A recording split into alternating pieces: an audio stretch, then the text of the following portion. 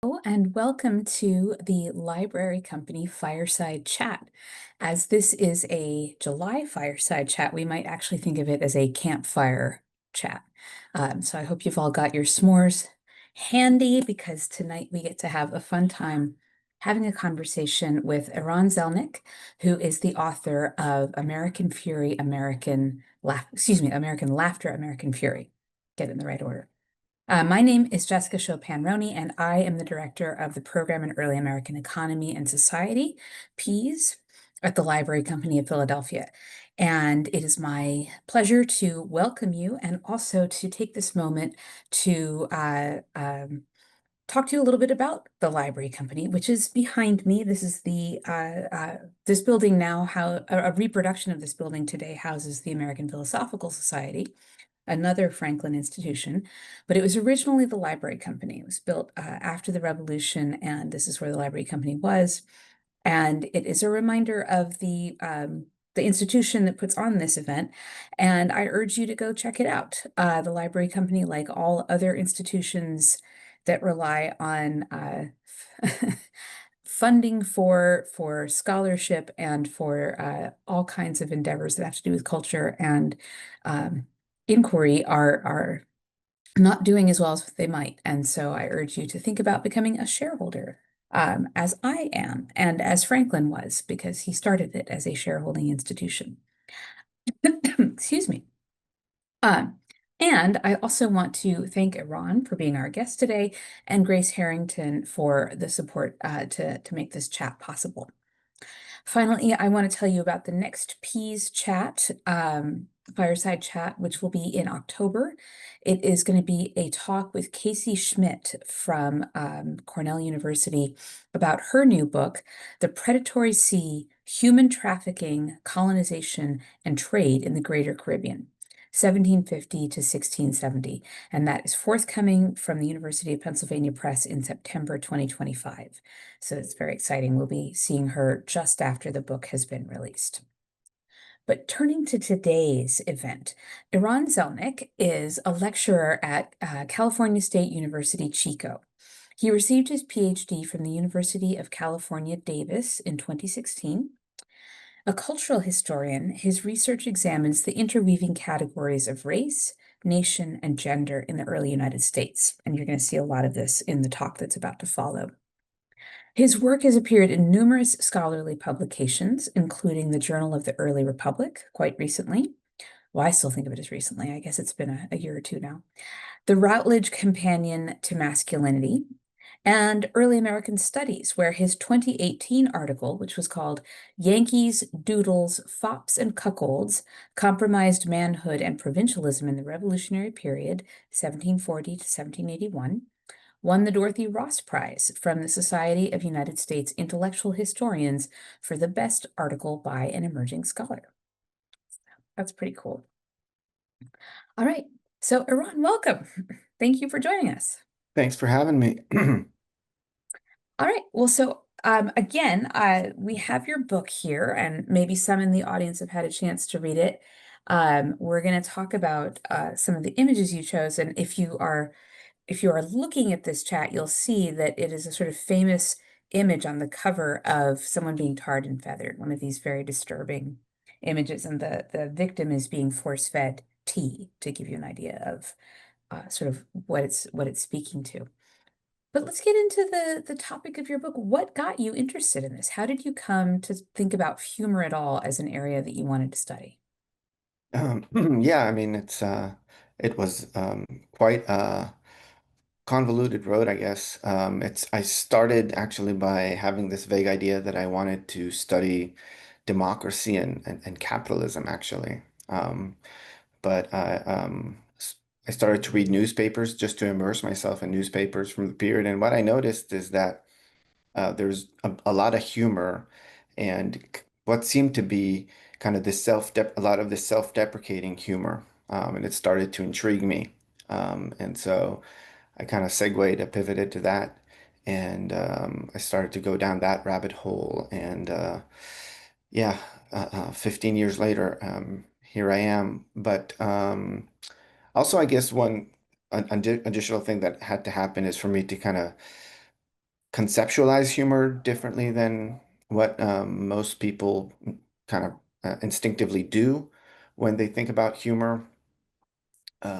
Initially, when I talked to people about humor and about my project, they were a bit confused because when they thought of humor, they thought of it in more limited terms as jokes. Um, and so I had to explain it better and think about it better and more thoroughly. So ultimately, I came around to thinking of humor more along the lines that 18th century folks would have thought about humor, which is a more capacious understanding of humor that has its origins in pre-modern medicine and the theory of the humors, of the four humors that govern the body's um, status or how healthy the body is, and the thought was that if the body is healthy, it's also in good cheer or in good humor, and so that's kind of the origins of the word humor. So humor is more broadly there's anything that has to do with maybe mirth would be a better word in some regards. And so I use a lot of different words throughout the book to try to desensitize us from the traditional assumptions of what we have of humor. So I use mirth and giddiness and sprightly and ebullient and all kinds of basically the idea that humor is a broad category, at least for the purposes of this book. I thought of it in that way, and I found that to be very helpful. Yeah, well, that's actually where I wanted to start is how you define humor, because one of the things that a reader really gets from reading this book is that it's not funny. Like it's not funny to us. And some of the things you talk about were not necessarily even funny by that, like if you use that word to the participants either. They are engaging in many instances in your book in um, violence, in mob actions, in things where they're trying to assert a certain kind of view of what should be happening. They're trying to kind of make policy happen. And so you argue that we should think about this under the rubric of a sort of cultural history of humor. It's not necessarily funny. So I wanted to kind of ask you to explain a bit about how you go about defining humor. Of course, humor is very context specific. So, you watch even an old movie, let alone read a play from another era, and a lot of it won't be funny anymore. You won't get the jokes because it is so context specific. But beyond that, how do you talk about Mhm. what does it mean to you? What does humor mean to you? How do you use it in this book? Mhm. Right. Yeah. So a lot of my thinking over humor developed over the project over the years, and it took me a long time to kind of figure out what I exactly think about how to conceptualize humor. It was not something that I kind of started with, and it really, even my dissertation, I was quite far from where I am now, or where the book is in terms of the conceptualization of what humor is. Um, and ultimately, as I said, I landed kind of and I think you hit it on the head. It's not quite funny, but the word fun might be better. Mm, Um, Fun as opposed to funny. When people engage in some kind of communal activity, and that they find it to be fun, that they find it to put them in a good mood. Um, that is, I consider it to be humor, and people in the 18th century consider it to be humor. And so, in that regard, I'm uh, kind of hearkening back to an older definition of humor that I found to be more helpful. And basically, what I argue is that humor is this communion that people share, that humans have always gravitated to. They gravitated to this feeling of this ebullient, good feeling of sharing some kind of fun moment between them. That fun moment can be also funny, and often is. It's often funny to them to some degree, at least. But just kind of limiting it to funny is a bit limiting in terms of how I conceptualize it. And when they share that communion of humor, they bond, and that's historically um, it has been something that has every community has used humor of this nature to bond. People bond over jokes, people bond over pranks, people bond over just having some kind of insider language. Um, all these things that makes them kind of gets them gets a rise out of folks. All of those things I consider to be humor. Um, and the base kind of the basic idea is that humor creates communion with people. It creates communities, uh, communities of people that are in on the joke, so to speak, or in on the fun, so to speak. And so humor has been a omnipresent force in America in all of history. But what I specifically argue is that humor is a especially interesting way to look at American history because the early US was such a contradictory place. It was a place of inclusion, of democratic inclusion, but at the same time, also a place of extreme exclusion. Slavery, Native American genocide, and women, of course, as well. And so, humor actually tracing humor allows me to tell the story of the early United States and trace this exclusive inclusive divide or exclusive inclusive tandem that is so unique to the United States because humor exactly does that. It brings people together. But what I also found, and this took me a while to realize, is that humor is also by necessity always to some degree exclusive and sometimes extremely exclusive because to the extent that it brings people together in on the joke, it means that there's always going to be some folks who are not in on the joke. And sometimes there's going to be those who the joke is on. And the foil, really, for the cohesion of that humor community. And so ultimately, the United States in many ways I found to be a place that became joined together through humor and through that and allows me to trace that inclusive, exclusive nature of American history. So let's jump into that a little bit. First, I mean, just broadly speaking, what kinds of sources did you go to be able to try and uncover what, this 18th century idea, which you're going to trace into the 19th century of humor? How does one go about doing that?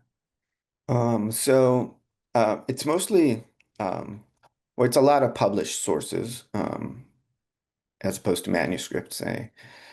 So the library company was the place where I did a decent amount of my research because of that. And so I was looking at newspapers a lot, and newspapers just contain all kinds of pieces of information in various different registers that that you kind of just encounter almost by coincidence. Sometimes it could be a anecdote that somehow gets into a kind of a funny anecdote that somehow gets into a newspaper. Sometimes it could be a story about I don't know about somebody singing a song, and it's um, or and sometimes it could be songs. So newspapers, broadsides, those type of more ephemeral type of things, a lot. Also almanacs. What else? I So also, it's, yeah, sorry, go ahead. I also to some degree looked at travel, a lot of travel journals, because travel journals sometimes kind of just give you a sense of the humor of, right? They relate various incidences, and so travel journals can also be good repositories of those type of things. Yeah, so it sounds like print culture, because again, Yeah. you're a cultural historian and Right. you're trying to find out something that people don't usually sit down and say, Dear Diary, today I experienced humor and this is what it was like and this is what it felt like. Hmm. Instead, you're kind of mining and putting side by side all of these different kinds of print sources that have different kinds of stories about how where the joke is and who's in on the joke and who's the target of the joke, because that in the end there are all kinds of humor you might talk about. You focus the most on the ones where there is some kind of foil to it, that somebody that somebody is being laughed at and somebody else is in on that joke. So let's Hmm. talk about one of the a recurring theme in the book, and one where the joke is originally on the Americans, and that's the song Yankee Doodle Dandy. Talk us through that. I didn't know much about the origins of this song, and I have wondered about them before. So where did this come from? How does Yankee Doodle Dandy figure in your story? Yeah. So it kind of, in many ways, organizes the first third or so or helps organize the first third of the book. My book is, I cast it a narrative of democratization gone awry, of this democratic potential that emerged in the revolutionary period, real, genuine democratic potential that emerges in conjunction with a certain type of humor.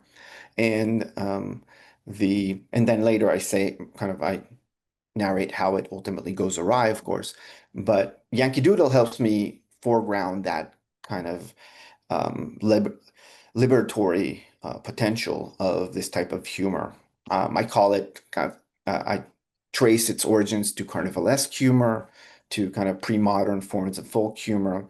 And ultimately, what's especially interesting in the song Yankee Doodle is that we don't know exactly who wrote it, but it came out of this crucible of barbs between American soldiers and British soldiers in the colonial period in the mid 18th century. And the song kind of became either barbs by British against the Americans or self-deprecating song by the Americans or some combination thereof. It's hard to tell exactly. But what we do know is that the version of the song that became basically the anthem of the American Revolution is a self-deprecating song about the provincialism of the Yankees. And so what happened is that originally the British sang that version of the song to deprecate the Americans as being provincial buffoons.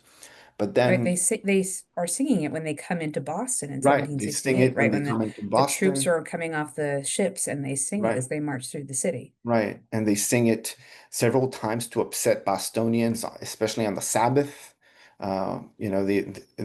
These Bostonians, many of them are Calvinists and take the Sabbath very seriously. And the British troops are marching, singing Yankee Doodle. They sing Yankee Doodle in the lead up to the events of Lexington and Concord in various instances. And so a lot of the early instances are the British using the song to deprecate the Americans as buffoonish and provincial. What happens, weirdly enough, the Americans always thought of this song as theirs, and it's not clear to what degree they're accurate about that, but they have. And at some point, they decide to double down on this version and to actually celebrate their provincialism and to see that as a way to cast the British actually as the haughty, effeminate uh, people from the elite classes that have lost all touch with virtue, that have lost all touch with true manhood, and themselves as kind of the hardy yeomen of America and commoners, and to be proud of the fact that they're commoners, to be proud of the ideas um, of the revolution as it increasingly became associated with leveling principles. And so the song Yankee Doodle is kind of a signal that Americans are increasingly attracted to leveling principles, increasingly attracted to democratic commitments, and genuinely so, and they do it through self-deprecation. Ultimately, it becomes their joke, right? They are the ones who are in on the joke. And And they sing it weirdly at enough, Yorktown. I'm sorry, right, They sing exactly, it at Yorktown. Like so, right. They sing it at, I mean, there's these amazing bookends in your story of how the British troops are singing it as a taunt in Boston when they come to occupy the city in 1768, and then at the treaty, excuse me, at the end of the Battle of Yorktown, when the British Army has to surrender, and we know it's the end of the Revolution, but they don't know that yet. But they do know this army has been defeated and has to surrender. And what do they sing? They sing. right. I've always heard about the band playing the world turned upside down. I've never heard they were also singing Yeah, Yankee actually, Doodle. there's no clear indication. It's kind of a more of a myth. The world Uh, turned upside down. I looked into it to a significant degree, and I couldn't find any clear indication that they actually sang it. It seemed to be more of a myth. But I do. there's clear indications, there's clear references to the song Yankee Doodle from the newspapers of the period and other materials from the period. Someone alert Lin-Manuel Miranda immediately. Yeah. And yeah, he apparently hasn't read my scholarship yet, but maybe one Well, day. the musical's Yeah. forthcoming. Um, Um, yeah, yeah. no, So, I mean, and but this is it's they're turning the joke around, and I just want to make sure that anyone who doesn't know, like the famous line of stuck a feather in his cap and called it macaroni. A macaroni is another word for like an effeminate, elite, foppish guy, like someone who puts way too much attention into his dress and his comportment and all the rest of it, this sort of hoity-toity guy. And the joke is, of course, that Yankee Doodle Dandy just takes a single feather and puts it in his hat, and he thinks he's achieved that kind of right. hoity-toity Yeah. effect. And that's what's funny. It's like you're laughing at him because he's a fool, or you're laughing at him because he's so down to earth that he couldn't be a macaroni even if he tried. Like he can't Right. be this Mhm. foppish, whatever. Right. Uh, There's something where you're laughing at him, but actually you're kind of laughing with him. And Americans kind of found a way to laugh with him and with themselves.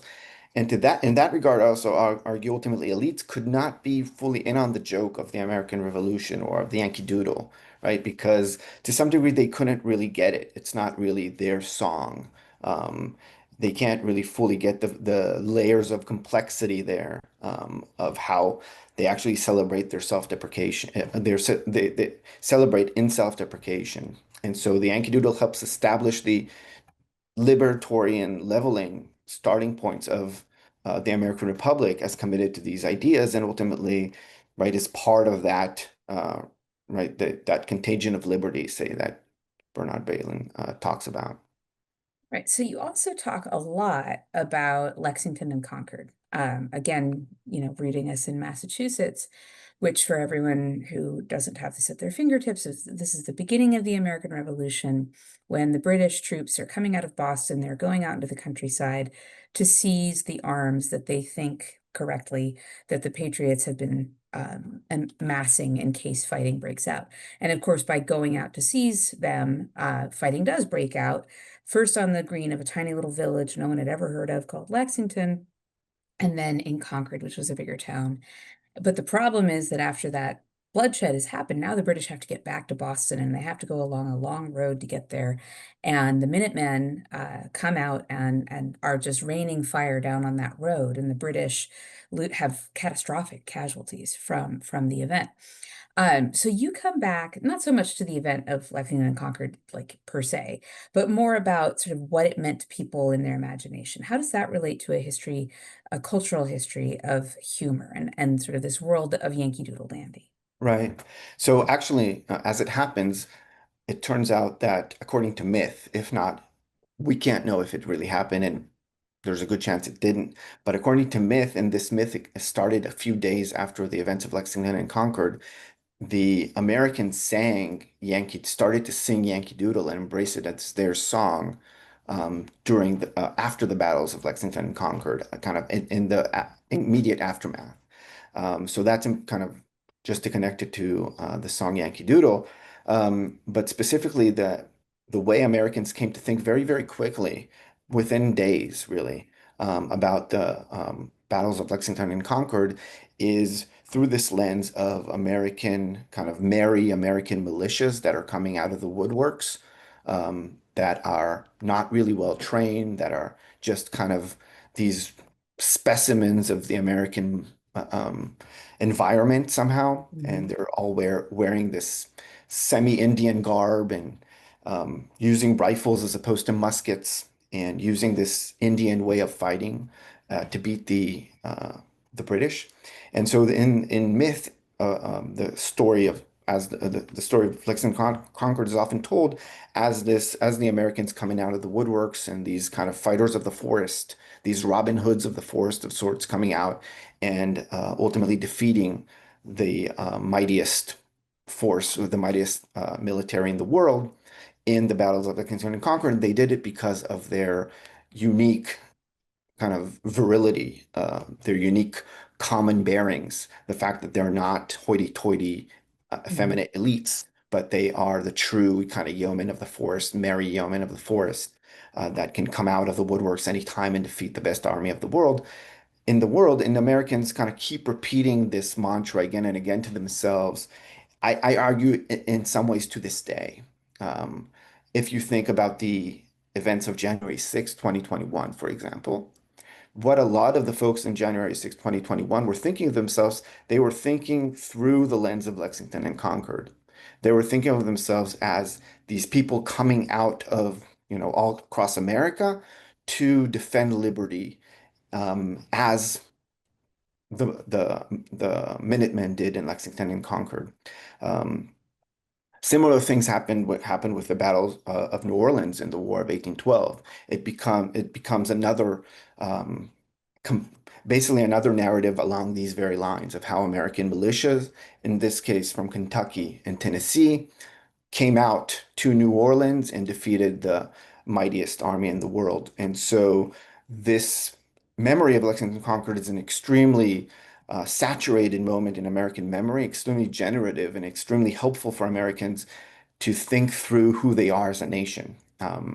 And so it becomes really, through that, also a metaphor for the nation, right? The nation is supposedly, in American imagination, is often, at least to many white men to this day, is often this idea of people who are coming out to defend liberty.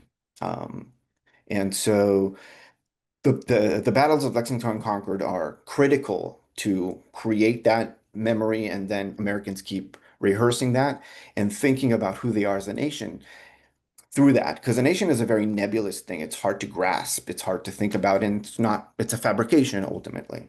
And so this is Yeah. really, I want to make sure we have time for the rest of the book, so because sorry. we want to let other people get in for Yeah, questions. But yeah, I think that you're getting at the larger point that you're not arguing that the Battle of Lexington and Concord was fun, but that the idea that people kind of draw from it of what it means about something essential about American character and American history right, is something that allows a certain kind of construction of self. Not right. everyone's allowed to have that entree into that self, but that's why it is so important. And certainly the myth of the importance of militia fighters in the American Revolution, where ultimately they were not particularly important or reliable or, a big part of what happened, the fighting in the American Revolution, but it is a big part of the myth of it. Mhm. Um, so so that sort of is like an early part um of your book, but then you move forward in time, and I'm gonna pass over. You have a chapter where you talk about sort of a failure of humor, where like these elite Federalist guys are trying to kind of recreate a British form of highbrow humor, and it never really takes. It never really like gets an audience. Partly because I mean they're elite, they're not really trying. They're only talking amongst themselves, but um you sort of seem to imply, or maybe you're not trying to imply, you're saying that this is a failure. Like this is it's important in your book as a path not taken, as something they might have done. But in fact, Americans are forging a really different path with humor, at least in the kind of humor that you're most interested in, which is not their kind of erudite, highbrow circulations of witticisms. It's what you call lowbrow humor, popular, getting into popular culture. And that's why you're really getting into these kinds of print productions that are very cheap, widely circulated, almanacs, and other kinds of um, productions of that nature. So why go to the lowbrow? Why was that important? And how are you tracing a story that you think is increasingly American as opposed to participating? Everybody has humor, everybody has some kinds of us versus them. Like as you take the story forward, how do you see lowbrow humor helping you to talk about something that's uniquely American? Right. Yeah. So lowbrow, what I found is that, if you look at British history, it has obviously lowbrow and highbrow humor. But there, the national staple for the most part, until maybe relatively recently, I'm not a historian of Britain, but the staple seems to be more associated with elite humor. Whereas in the United States, the national staple, the national communion becomes more associated with lowbrow humor. That becomes kind of the galvanizing ideas around which Americans seem to, as Americans gravitate to and seem to construct their national community around, especially, as I ultimately argue, white men. And so it's ultimately this commitment to common bearings and common origins that's unique to the United States, um, right? This first country that committed itself to these um, genuinely democratic principles. Um, and so, yeah, so lowbrow humor really helps tell that story, and really ultimately I argue the is the road taken by most Americans and became American staple, right? Yeah. So you talk a lot about kind of two forms of humor, or tropes that are important in the way in a particularly American conceptualization of humor. One is the American West and the kind of rugged frontier guy. So let's start there and talk to us a little bit about why the West becomes so important in an American conception or imaginary of humor. Right. So initially, Americans were quite actually anxious about the West. The West was, especially elites, were anxious about the West. The people of the West, the people of the West were uncivilized or associated with native peoples. And so the West was considered a problem, and expanding westward was considered a problem. Federalists, of course, were very nervous about expanding westward, but increasingly, Americans gravitated toward the West and realized that actually the West has a lot of potential, and increasingly middle class Americans realize that they're on board with this type of program, and so many important authors, take for example James Fenimore Cooper, or even somebody later in his life, Washington Irving, and many others, became increasingly interested in the American West and with the potential it has for energizing the nation, as a place that's teeming, overflowing with virility, overflowing with untamed masculinity, overflowing with what can actually make the nation keep on going as opposed to limit it. So it actually ended up alleviating their anxieties more than making it them exacerbating them. So, and of course, for lower class Americans that were themselves, many were in rural areas associated with the West, they themselves were quite happy and celebrated the West and expansion and what it meant for them. So it became kind of this. Once more, this national communion for both middle class and lower class Americans, as they found kind of this alliance over Western expansion and as a source of the nation's virility. Um, and so this um, the characters out of the West, the Western characters, I start with Daniel Boone and I end with Davy Crockett, are these typical frontiersmen who exude virility, who exude um, what Americans want for their nation, what they think will stabilize their nation going forward, the kind of virility, the kind of militancy that they think the nation is a staple, should be a staple of the nation, and they became icon and they become icons of the nation. Yeah, Davy, talk to us a bit about Davy Crockett, because you do talk about Daniel Boone, but Davy Crockett really takes on a life of his own in a way that I had not fully appreciated. I mean, I remember my parents singing the song from the Disney show of it from their childhoods in the 20th century, but the I hadn't realized how ubiquitous he was Mhm. in print culture in the middle of the 19th century. Right. Yeah. He really explodes in the 1830s. I mean, he's a real person until 1836 when he, of course, dies in the Alamo. And he's already a celebrity by then. And he's kind of celebrated and becomes this very, very famous icon of frontier culture and frontier lingo.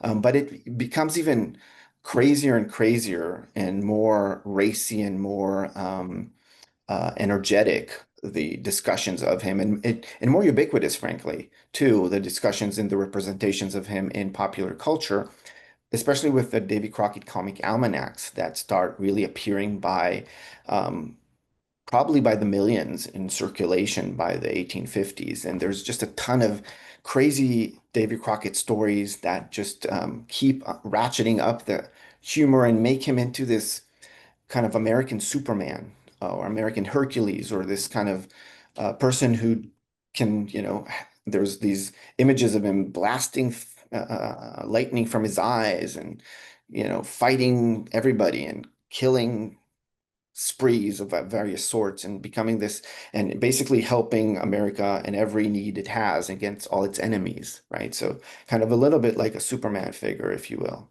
Hmm. of from the West at the same time that he's also comical.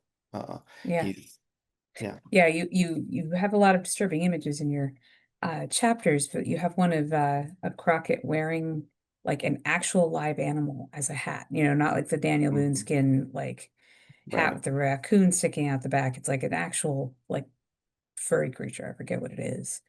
Yeah, Um, there's just a lot of super racy images and a very kind of one scholar called it carnival on the page. These yeah. type of this era where there's just there's so many representations that are just very vulgar and very racy and very energetic that are surrounding Americans. Americans seem to be immersed in that type of print culture. All right. So the other one though does not look west. It's kind of more northeastern specific, and that is minstrelsy. Minstrelsy? How do you? I'm not sure if I'm saying Minstrelsy, the right yeah, word. yeah, Uh, minstrelsy. so you have your own take on minstrelsy and its role in the creation of American cultures of humor and how that creates a sort of us versus them. Right. Traditionally, most scholars of Blackface minstrelsy have saw it as a form of folk culture that emerges from below, and that really starts in the 1830s as an expression of genuine folk traditions. What I actually do is trace it to the print culture of the 18 teens and 1820s, and find that almost all the tropes associated with Blackface minstrelsy, which was a stage performance in which um, white performers blackened themselves and basically made fun of Black Americans. And so, would argue this is not a form of folk culture. This is an expression of this print culture, continuation of this print culture, and we should see it as such. And we should see it in the context of the North and the South increasingly as well, as slavery is gaining momentum in the South, and there's more and more free Black Americans in the North. Blackface minstrelsy is a way to cast Black Americans as inherently comical and therefore not entitled to become part of the national community. So it should be read in the context of the rise of democracy, of democratic commitments. The more Americans are committed to democracy, the more they need various other devices to explain why, for example, Black Americans should not be part of their democratic experiment. And Blackface minstrelsy naturalizes that and makes it obvious or self-evident, so to speak, to quote the Declaration, that Black Americans really should not be part of the nation. And a lot of your stories about how this is not a Southern phenomenon. This is something that's actually created by an Englishman, really importantly, and then uh, and then it takes off like this. Hmm. The popularity of the gag, gets bigger and bigger and bigger until we get into the full kind of minstrelsy kind of performance. And it's not a Southern thing. It's actually a Northeastern thing. It's an urban Hmm. Northeastern phenomenon because it's actors who are first doing it, and so they're doing it in more populated locations. Right. Uh, Totally. Yeah. yeah. So this is another, big part, Right. like a lot of images in the book, very disturbing images. Yeah. Um, some of which it's interesting to see some of them how much they recur one to the other, but this world of humor, which again we don't find funny, and maybe being funny isn't. Some people may find some of it funny, but the it serves a larger purpose than getting anyone to laugh, although that might be part of it. Right. So Right. masculinity and specifically white masculinity is a really big theme in this book, and it's come up a bunch as we've talked now. It was in the title of the article that you won a prize for. So can you talk more about why masculinity is the center of this story for you? Like, did you start Mhm. there? Is that something that came later? How does this help us? How does thinking about humor help us see men? How does thinking about men help us see Mhm. humor? So I think that, masculinity is an important register to understand, power and the way men try to keep power and try to maintain their power in a society, and especially in the context of the United States, a society that increasingly is committed to democratic or to leveling ideas and democracy. And so just looking at them uh, masculinity, at how it contains anxieties, I argue that in any category that associated with power and capital of any sort will ultimately evince various kinds of anxieties about losing such power. And so how men navigate those anxieties, how men navigate their attempts um, to collect that capital in form of manhood, right? That power, and so those are central components of understanding, right? Any society that, as the United States is ultimately a patriarchal society, even as it casts itself as a democracy.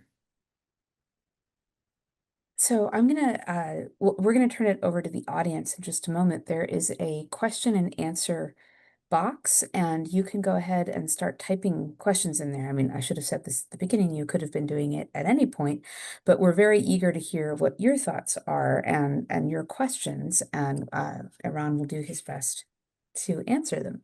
But while you're thinking of your questions, um, I have one more. I mean, I have many more, but I have one more I want to make sure to get to now. You end your book with a focus on present events. You actually open and end your book really thinking about things that have happened either in the recent past in the case of your introduction and in the case of your conclusion. I mean, it's like things that are happening while you were presumably in page proofs of the book. So really recent things. You write in your conclusion in the last couple of pages, it does not serve history, as some have recently tried, to teach another generation of Americans the self-affirming notion that for all the faults of the United States, it has been committed to the process of increasing democratization. And you say that your book is part of a busting that myth and not putting up with it anymore. I wanted to push back on that a little bit, and I wanted to hear how you would answer a question. The Mhm. pushback is, I feel like recent historians I think you're really fighting with Gordon Wood, which is like 30 years ago now. Mhm. It's not super recent. I feel like a lot of the field right now is very attuned to the problem of the dispossession of indigenous people and chattel slavery and then the ongoing systems of inequality that starts and perpetuate beyond. So I'm not sure how much historians recently, at least, are putting a lot of energy into thinking about democratization. But Mhm. my question for you is this: what is there to fight for then? Like if we are in a moment right now where the Constitution is under a certain amount of strain, and people who invoke patriotic sort of tropes themselves right now are actually not conserving things. They are making radical changes. And a lot of us are concerned about that. But if the thing that we're conserving is in fact also this sort of hopeless morass of worthless dross, like what are we doing? So I guess what I wanted to hear you reflect a bit on is what is there worth saving from this earlier democratization? Like what Mhm. is there from the era of the revolution and its immediate aftermath that uh, that we should think, deserves some kind of fight on behalf of it? Mhm. Um, yeah, I mean, I think that there's all kinds of figures, all kinds of moments, all kinds of ideas, plenty of them out there that we can fight around for and around, but few of them have been traditionally associated with the United States as kind of staples of American patriotism and nationalism. And I'm all for organizing ourselves around those. And I think that a lot of people are trying to do that, trying to build those narratives. And I'm all for that, building those narratives of things in our past that we ought to.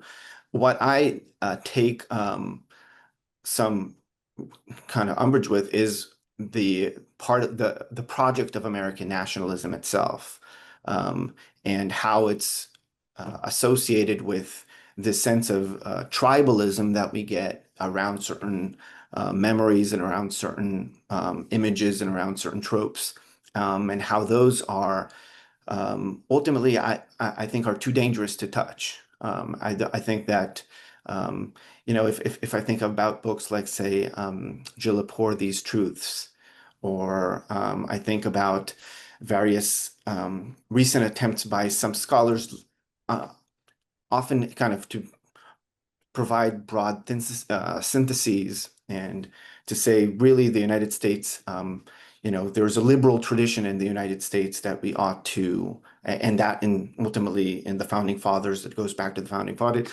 fathers. I personally just think that it's too dangerous. I think that, and I also think that that's not what historians are good at. I think that historians are far better at deconstructing, at showing the truth, at showing the ways these things are fabricated and deconstructing them, rather than try to construct kind of broad narratives for Americans and try to sell them to Americans. That's kind of my personal belief, although, I've had arguments with my fellow historians, and some of them fervently disagree. Okay. Well, we've got a queue growing here in the questions. Claire McCabe, hello, Claire. She says, "Thank you for a very interesting talk. I am curious about whether in your study of humor, you found any evidence of early Black American traditions of humor, or perhaps an indigenous tradition as well. This might be influenced by your source base, but I'm curious if among this construction of white patriarchy through humor, there are alternate strains of humor." hmm Yeah, so there's certainly a lot of African American humor and Native American humor. African American humor, I didn't find so much in my sources, but I know that there's plenty of scholarship about it, about those tradition, about folk and vernacular African American traditions within the slave community or within the free community in the North, and how significant they were and how vibrant they were. It's just not something that I personally touch on. What I do touch on a little bit more is Native American humor. There's, of course, a robust tradition of Native American humor to this day. Just think about kind of Vine Deloria and his, Junior and his humor. But what I found is that there's actually a lot of Native peoples deprecating Americans for not being good warriors, good fighters in the forest, of being kind of buffoonish in the way they navigate the woods, for example, and Americans being very self-conscious about that. And in fact, I argue that in some ways, the militia experience and the attempts by white Americans to dress up as Indians and to um, incorporate this practice of Indian play as a way to alleviate their anxieties over their knowledge of native humor of them. I just want to point out, we're going to go on to the next question, which dovetails really nicely with this one. But I just want to point out that Grace has been populating the chat with some of the events and other things to look out for around the library company. And at the very bottom here, she has just posted the site to go to Johns Hopkins University Press and buy Iran's excellent book. And below that, this is very exciting, there's a code you can use to get a discount on the book. So I just wanted to make sure everyone had seen that and that you're all running out to get your copy of this is the problem with the screen share. There we go. Of this fine book. All right, so actually the next question, which comes, I just lost the name, hang on, from Simone Gulliver, builds on Claire's question. She says, "Thank you for this talk, for this great talk. My question is, if the humor of the early Republic excluded or targeted certain marginalized groups, do print materials like early Black newspapers, for example, also illustrate how some marginalized groups responded to or contested this humor? Did they deploy humor of their own against certain negative portrayals?" And you're sort of getting at that in your answer just now, but I'd love to hear you hmm expound a Yeah, bit more. yeah. I mean, I think that there's always, you can always find what, to quote Raymond Williams, is kind of a form of counter hegemony that's emerging from below to counter the contemporary hegemony. And you can find a lot of that in early America, and especially as I said, both from the Black community and from the Native American community in the United States. They both developed their own humor. Um, some of the problem is somehow it's sometimes hard to access because of the of the sources are limited. But obviously, there's quite a bit of native of African American newspapers that I'm sure include a lot of it. And I know just from kind of as part of my reading, right? There have been historians that dealt a lot with that humor and how important it is, and folk African American folk tales and etc. Yeah. All right, the next question comes from Mary Knighton. She says, very interesting talk, thank you. My two quick questions. Do you take up Hawthorne's My Kinsman Major Molyneux, which is about the Revolution and includes a scene of tarring and feathering? And what do you think of that story? The second question, your focus on Davy Crockett and the cracker frontiersman and a certain kind of masculinity makes me think of Nancy Eisenberg's more class-based approach in White Trash, 400 Years of White People in America. You know this, perhaps? Question Mhm. mark. Right. Yeah, so I don't discuss specifically that Hawthorne story, although I'm familiar with it as well with the article. Who was it that wrote that article? Maybe Alfred Young, I forget. Or anyway, but I do deal a lot with tarring and feathering and its significance and actually it's a great example of how something that was very local and a very local form of humor became a national staple, right? How a community can of pranksters can come together and how they can combine violence and laughter together, and how this became a very American formula to combine this and these type of carnivalesque pranks of sorts and tarring and feathering. So becoming and how the United States itself as a nation became to think of it as an American joke of sorts. And even the newspapers start talking about it in those as kind of an American staple.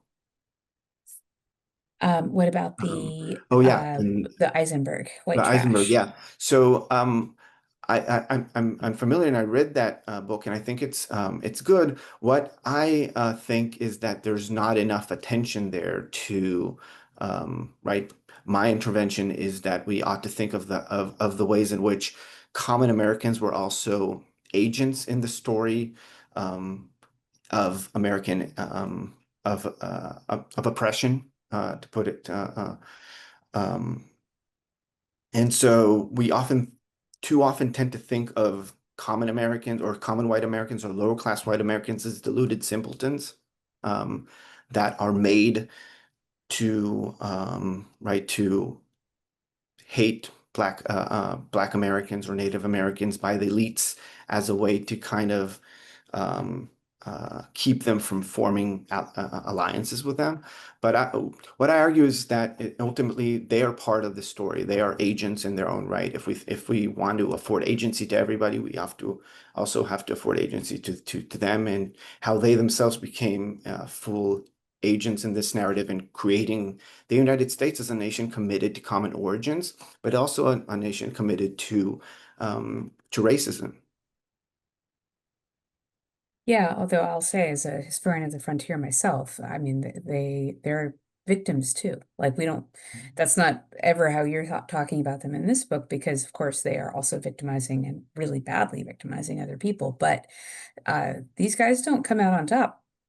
Like they don't end up with the land, they don't end up with the power. They they might arguably have proportionally more power than their wives do, or some of their children, but and certainly more than the people they enslave. But they're not really enslavers mostly. Like they're supporting slavery and racism, but they're not Mhm. the winners of the system either. So it's just complicated, I guess. All right. Last question comes from Melody Davis. Thank you for sharing your ideas. I have not yet read your book, but I was wondering what you think about two theories of minstrelry. Number one, as supported by W.H. Lamon, Jim Crow originated in dances in Black folk culture in the South. And two, Eric Lott asserts that early minstrelsy had strong bonds with working class men in America. So, Mhm. getting in a second question that really asks you to dive deeply into the historiography. Um, s- could you repeat the first part? I got the Eric Lott part. if you click on Q&A at the Oh, bottom, you'll be able to see it too. But it says okay. as supported by WHLLAMON. Is that Lamon? Okay, Lamont, yeah. Uh, Lamont, excuse me. right, right, yeah. Um, Yeah, so both of them, um, I disagree with Lamont much more than I do with Eric Lott, I should say, because Lamont really sentimentalizes Blackface Minstrelsy, its origins, and talks about the supposed era in which there's a cross-racial alliance between lower-class white and Black Americans in New York City and elsewhere. And I don't buy that at all. I think that there is actually a ton of tensions. This is the 1830s and 1820s are the high point of race riots in American history.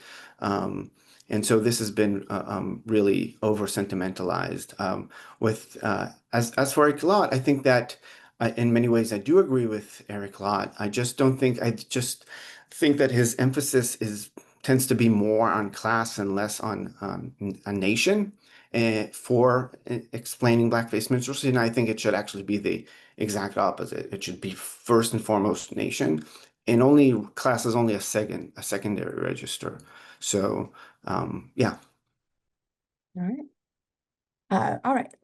We are just about at time, but in 30 seconds or less, my last a closing question for you, which is that this is hosted by the Program in Early American Economy and Society, and I just would love to hear you reflect a bit on why historians of economy, having just said class is not your focus, um, I'd be curious to hear you think a little bit out loud about why historians of economy and society should be thinking about cultural history or taking seriously its methodologies and sort of why people who might be coming to Pease for other events, why they would want to pick up your book and take seriously the things that you're trying to engage with.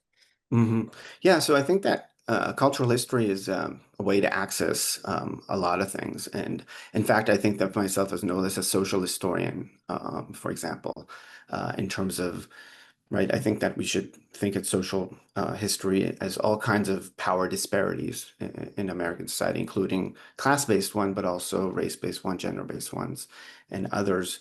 And so I think that it's a way for me to access power disparities, to access these fissures, what I see as social history, as well as class history, right? It's a way to see people fought.